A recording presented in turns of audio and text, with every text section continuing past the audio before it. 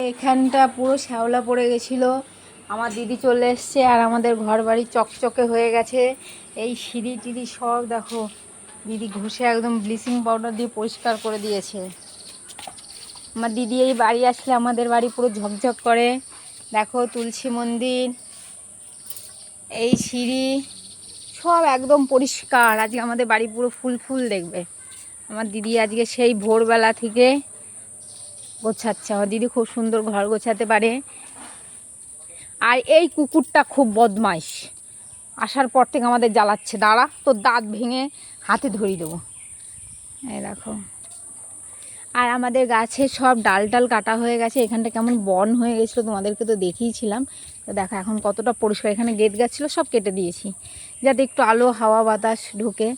আর মাম্মার এত জামা কাপড় হয়, এই জন্য এই দুটো বাঁশ একটা দাদাকে বলা হয়েছিল, সেই বাঁশ দুটো বেঁধে প্লাস এই ডাল টাল সব কেটে দিয়েছে। এখন আমাদের বাড়িটা কত সুন্দর লাগছে দেখো। তো আমরা যে বাড়ি আসবো, দিদি এসে এরকম বাড়িটাকে পুরো পরিষ্কার করে সুন্দর করে দেবে।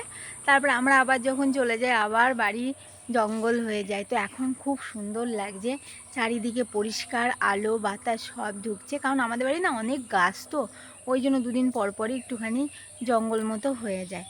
তো চলো তোমরা সবাই কমেন্ট করে বলো আমাদের বাড়িটা কেমন।